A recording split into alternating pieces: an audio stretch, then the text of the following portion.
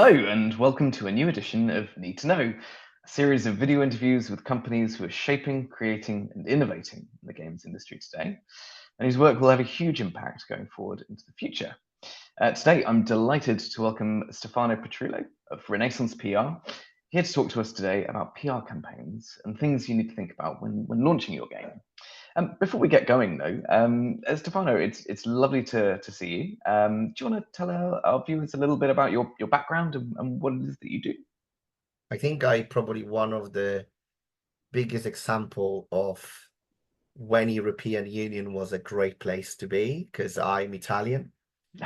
I moved to the UK in 2006 to do PR for a German company called Koch Media, now Playon.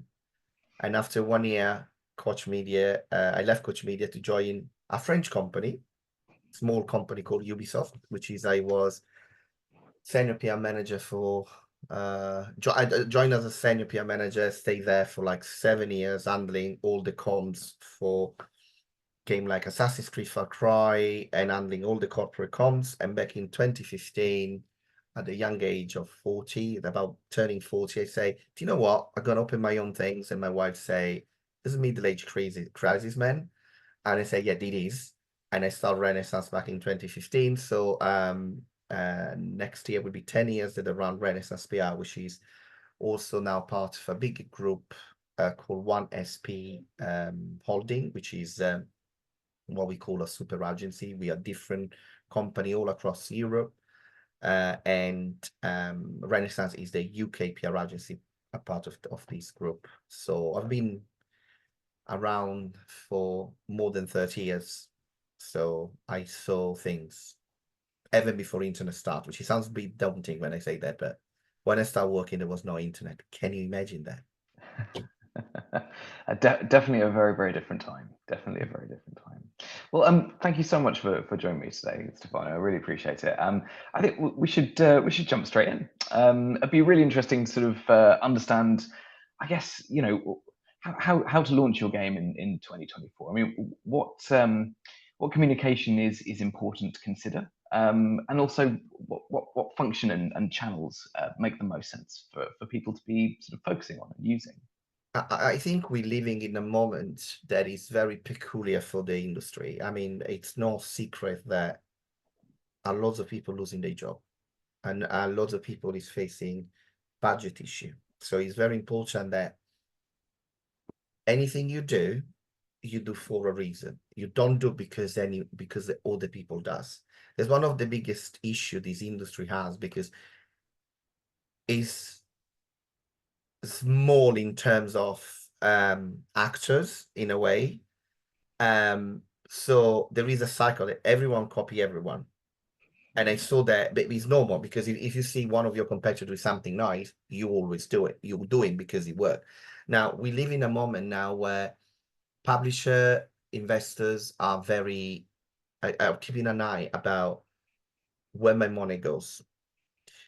And communication, organic communication, generally one of the most cost-effective way to launch your game without spending millions.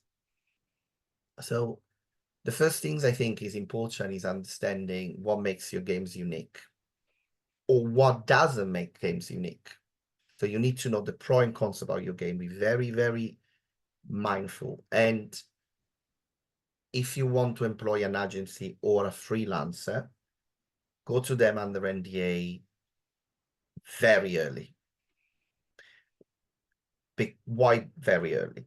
If you go very early, like let's say 1 year before the release or 2 years before release, you're gonna meet people. You have a lot of time to meet people and have the vibe. So if you go to a very early, or they say too early, but there's never too early. So I'm speaking now with people for a game coming out in 2027. So we are 3 years in advance. We know I've been doing a pitch now. We're just talking about, do we like each other? If you go very early, you can literally spot the people that A, are interested in your game, or B, they want your money. If people want your money, they're gonna say, come back later, I'm not interested now. And the best way to launch your game is finding the right partner. That's very important. It doesn't mean Renaissance is the right partner for you. It could be, But the idea is find someone that you feel comfortable and you believe in their experience. So the second things to do is asking, what am I buying? So in PR and communication, there is different approach and different way to launch your game. The main thing is most of the people, they create their campaign around moments. So Steam Next Fest, Summer Game Fest, Gamescom, and different showcases, right? Is this the right strategy? Absolutely yes, because we live in an industry that have too many games, so you need to find someone to hook that can help amplify the coverage of your game on the media, and you need to nurture and cultivate relationship with organic influencers. We're gonna talk with influencers in a minute because they're very, very important thing. Now, the approach that I think work is starting very early to understand what do you need from an agency or what an agency can do for you. You need to be very cost effective in terms of how you how you spend your money, sorry. So doing a 9 months campaign for an indie that he lost 4 hours of gameplay, it's completely irrelevant. You're gonna spend money for nothing. You need to be concentrate. A campaign for an average indie game, I think it could go between 3 to 6 months, no more and absolutely no less. One of the things that we see at Renaissance, a lot of people coming to contact us when it's done. It's just like, oh, the game is coming out next week. It's really too late, and you just basically set up yourself to either spend money and get nothing, or don't get enough visibility. The discoverability is what you need, and to do that, you use those two main channels, because the media and the influencer side of it. On the influencer side of it, we are not we're not an influencers marketing agency. We work pretty much on organic. Organic is the first port of call for you. Who's gonna play the game similar to yours? How engaged they are. Sit down on your desk, try to look about these organic influencers that love your game. It's not about the size anymore. You don't need someone with 5 million subscribers. If you get it, for sure, that's great. But you want people that resonate with your game. So small influencers, they're gonna generally support you. Smaller influencers, they generally support you better if they are vertical to a genre. It could be a driving game, could be a puzzle game, could be a retro game. The thing is, you start from those people and then slowly expand. You give them something to feel part of it. You can involve them from the very beginning. And the organic influences is the starting point, I would always suggest. And then, of course, if you have budget, you can spend with an influencers marketing agency.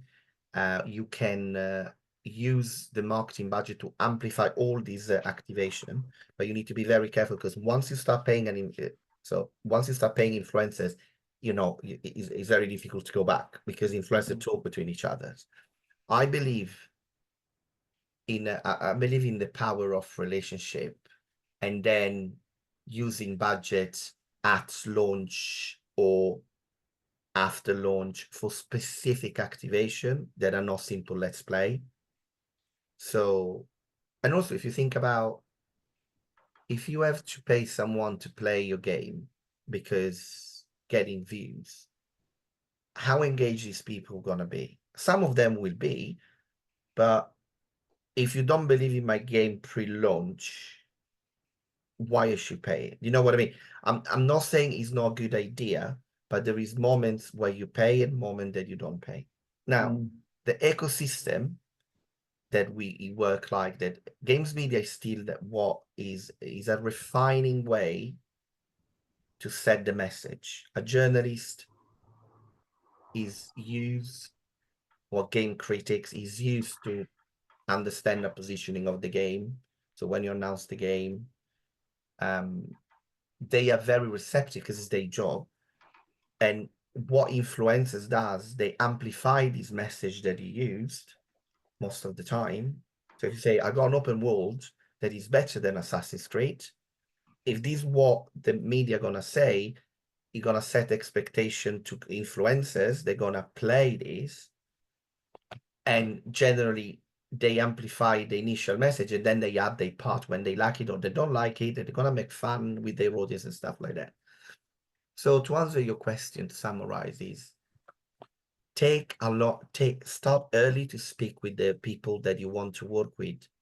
Ask them what they buy, especially with PR and communication.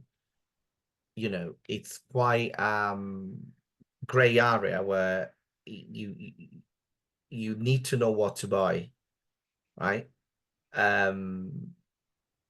And if an agency come back and say, oh, I think we're gonna get 50 reviews, 3 features, 2 events, 1 Steam Next Fest, that's a good point because they know what they're doing. If they give you this big presentation, but there is no concrete stuff, I would ask more to them. Every agency work in a very different way, and as a developer, you're gonna be very lucky because there is so many comms agency in the world at the moment. The competition is incredible, which is stimulates every agency to do better and better. So every developer now, even if you've got a game in 2026, they should start talking and say, hey, I got this game, you're interested, you're not interested. But basically, know what to buy. And I would evaluate a 6 months campaign for your game. It could be 3. 3 is the minimum. You announce, you do a bit of hands-on, and then release it. And also try to monitor that everything you do externally, you need to have a measurable effect. If you announce the game, how many wish lists, how many traffic to the Steam page. So everything should have kind of a reason. That makes sense. So the 3 main things is start early, know the people you work with, and measure everything you do. If you wait at the end of the campaign, it's too late. So if it's going well, you're going to sell copies. If you're not, you essentially have, you're going to blame the agency is going to blame you, and it's going to create this, uncomfortable situation. Absolutely. I think you're absolutely right there. I mean, being able to measure outcomes is super important. I mean, you've already hinted at being able to throw endless money at something, along the lines of a campaign, but being able to sort of tailor your approach and maybe, look at the sort of the outcomes of the organic approach and see where it makes sense to sort of target the next sort of level of attention probably makes most sense. I have a little story, a little anecdote. Ages ago, a client's come to me.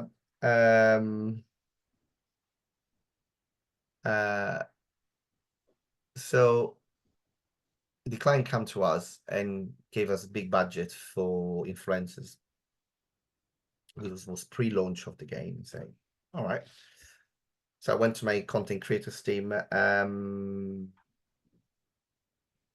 and we'll say, okay, well, let me have a look. And my content creator team says, Steph, but do you know these lists that, we got? Say, yeah, 90% of these people, they're already on the hook organically. We don't need to spend money.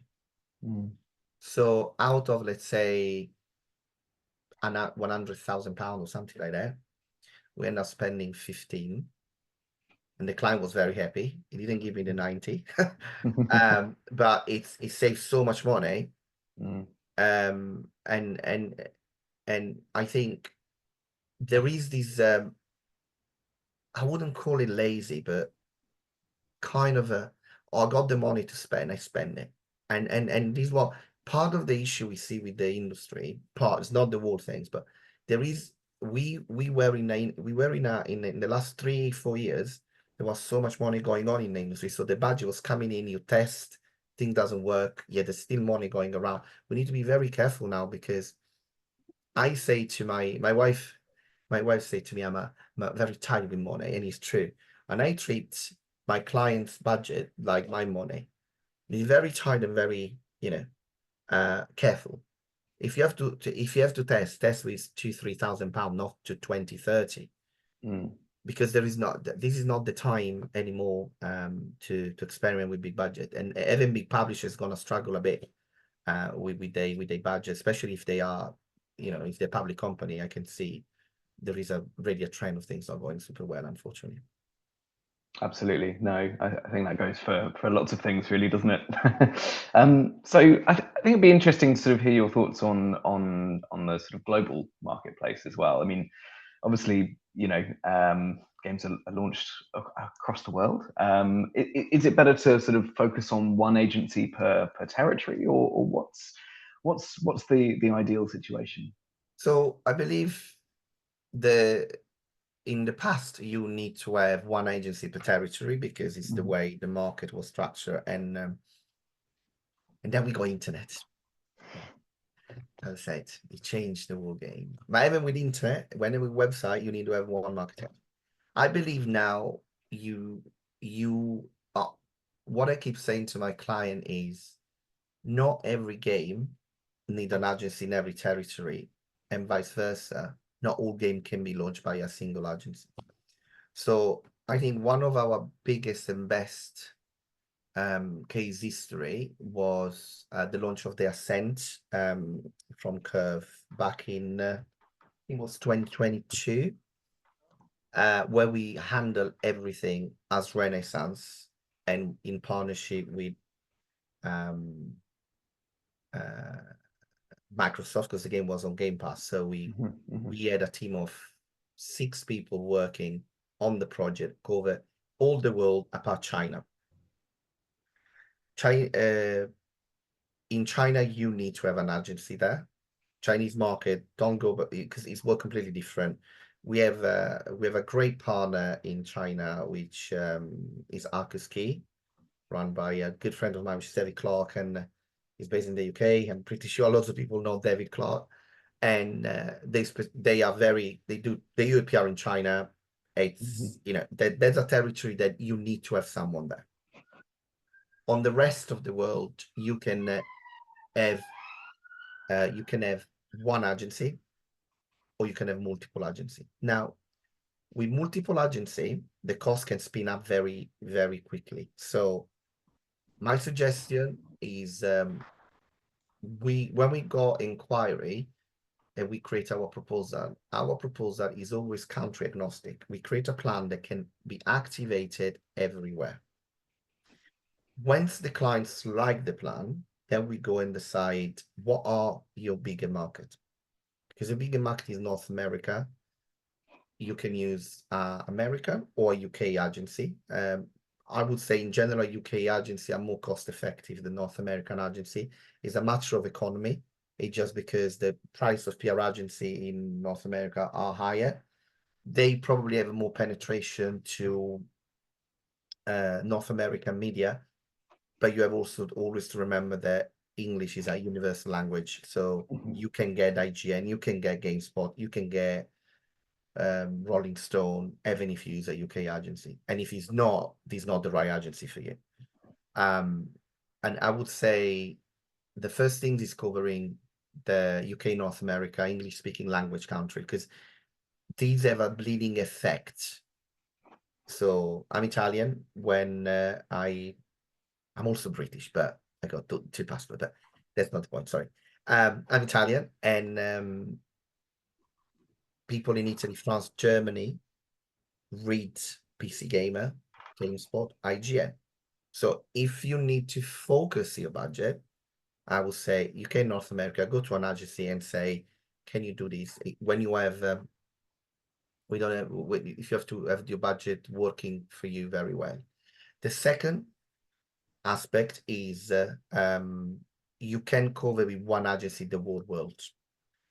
This is until you have a game that is within a certain scope. I mean, if you want to go to broadcast, if you want to go to the BBC or the equivalent of the BBC in Italy, France, Spain, you probably need an agency on the territory. Mm-hmm. What is important is to assess is no agency will be able to have the same result as 6 agency covering Germany, France, Italy, Spain, North America, and so on. However, what you need to ask yourself is, do I need this type of coverage? Because if you have a AAA game, you probably need a lot of manpower and people on the ground. Mm-hmm. If you are on the AA, but sometimes also, we work on AAA game and we manage the whole Europe. One agency can work on that. But if you have the budget and if your game is big enough, if you have enough to tell, and if you have lots of messaging to be adapted to different countries, then I would suggest probably one agency in Europe, one agency in North and South America, so you're covered. And the third step is if you have a very big games, you can go to the one agency in every territory. However, you need to be prepared to have a very high burn rate. And then is when you start thinking, probably you don't need it. An example, we had a client that used 6 agencies, one agency for each territory in the world, 7 agencies. We was one of them. Mm.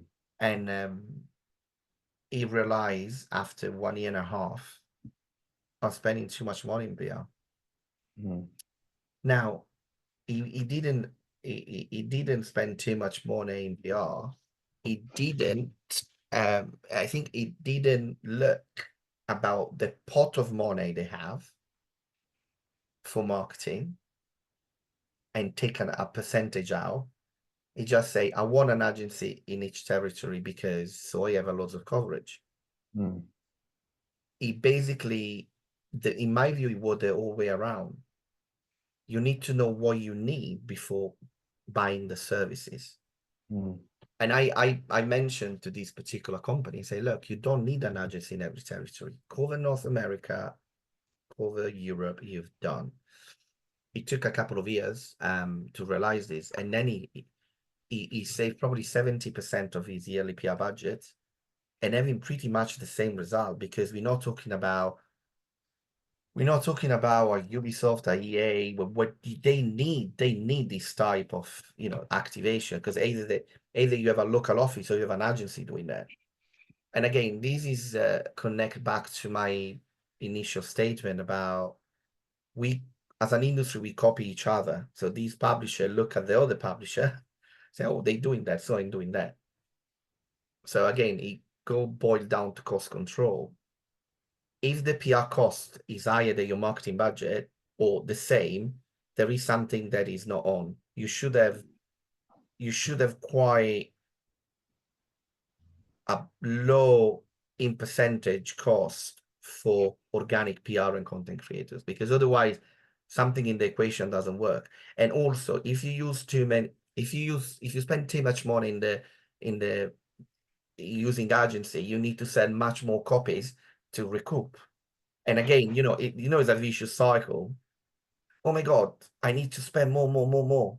So I need to sell more. And then you need to ask yourself, is my game actually have this forecast potential? And again, it's because we work in such a fast world. Sometimes people make decision and doesn't look at numbers. I am guilty of that. I've done this sometime. When I took a client and I looked at the game, I thought the game got potential and I made the mistakes. But I think making mistakes is part of the game in a way. You learn. Absolutely, and you can bring that experience with you.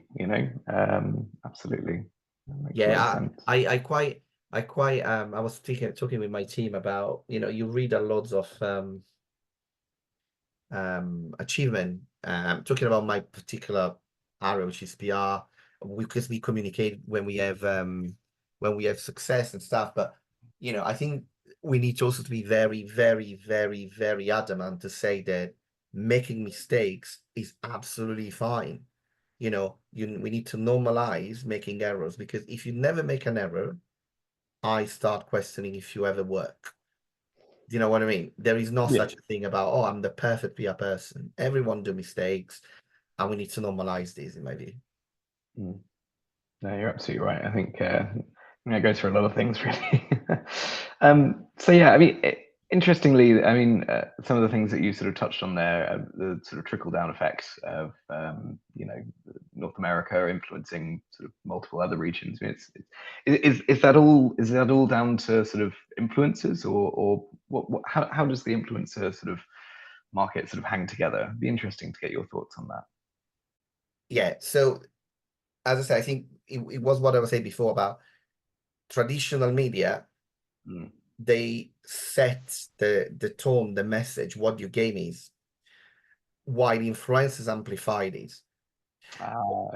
The whole idea is one of, again, I saw something recent about very big influencers campaign where the developer, they just spend a lot of money for influencers to do let's play about this game.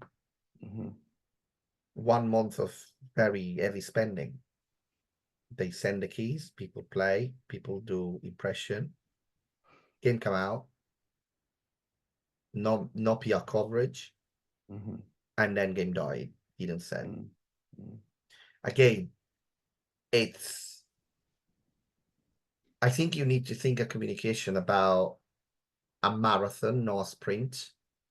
It's a bit a cliche, but in the past, when discoverability wasn't a big issue, you can be, again, you can go at the very end of the month of launch and rush and pass something out and it work. Now you need to start thinking on working with building your community pre-announcement or post-announcement in that area. So you go build up the community, but then you need to progressively feed media and influencers.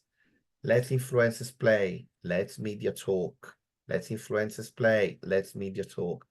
Until you start reaching a critical mass where you have a community and you have the attention. What we need to stop do as an industry that work in communication is pretending we can launch a game in 4 to 6 weeks. That's not happen anymore. It's impossible. If you need to sell 1,000 copies of a game, 2,000 copies, yeah, probably you can, but still, it's not.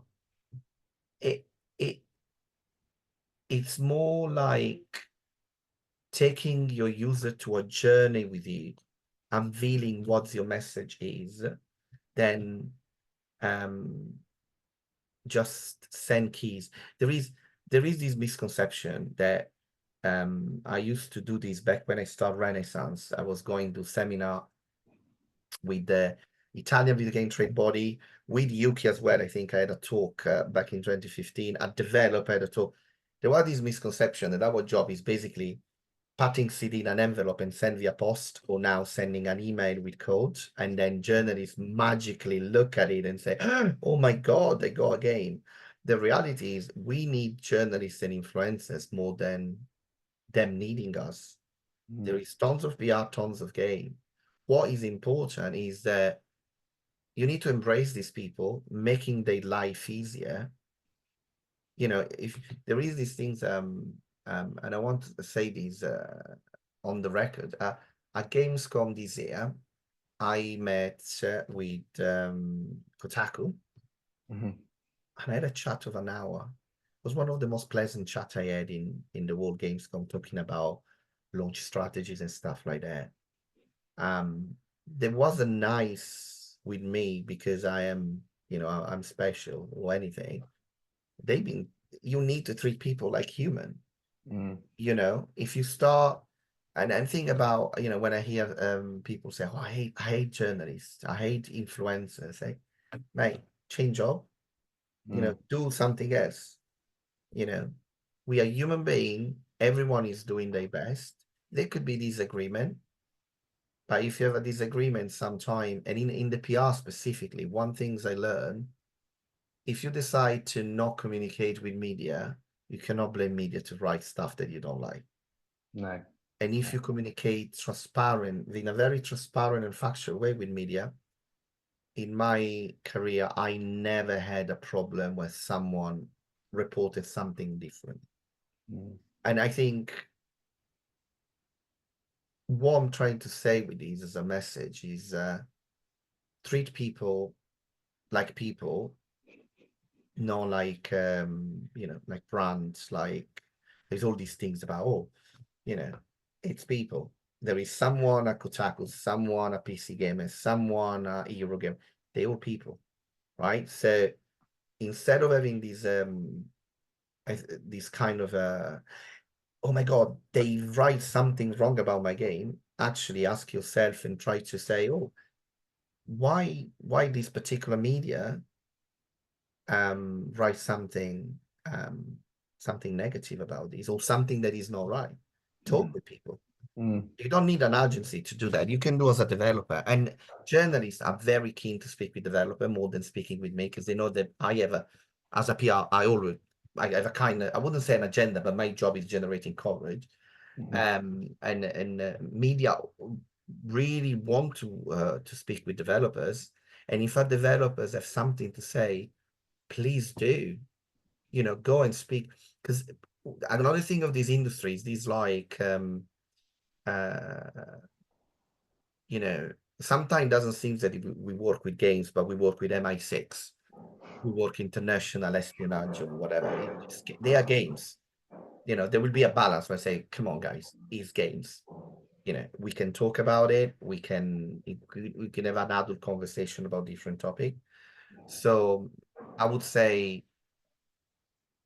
it's important that you cultivate relationship with influencers, media, and community as a developer.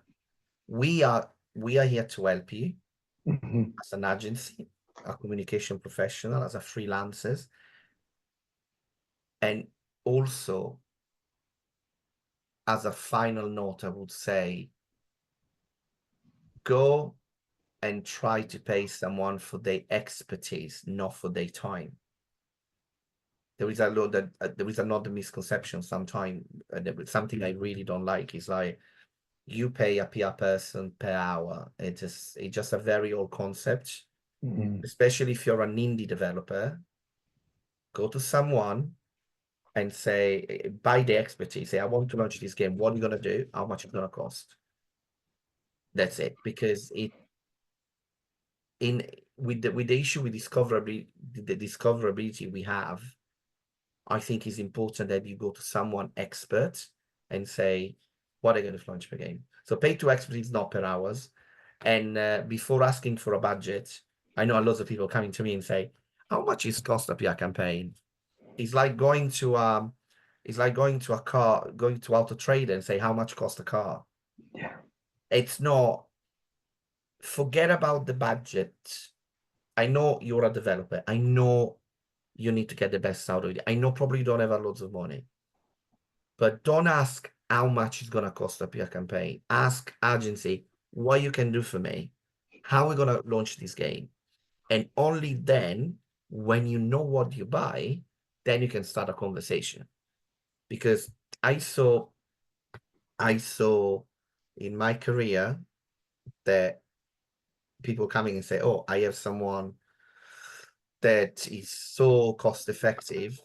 And when you look about cost effective means is basically sending an email to 5,000 people. That's not PR Mhm. anymore. You can do Yeah. it by yourself. So for me, it's like if someone costs too low, is it someone is too cheap or too expensive, raise your antenna Mm. because there is something there that maybe is what you need, but maybe not. Mm. Definitely. Interesting. Well, thank you so much, Stefano. It's lots and lots to consider there for companies and developers, sort of thinking about launching their game. And yeah, no, I appreciate you taking the time to sit down with me today. I really do. Absolutely. And thank you today to our audience who have tuned in to catch this video. There's plenty of other need to know videos out here on our Ukie TV channel on YouTube. Thank you so much for enjoying this one, and more very soon. Thank you so much. Thank you for having me. It was a pleasure. And I'm always here if there is any needing to talk about communication in the wider term.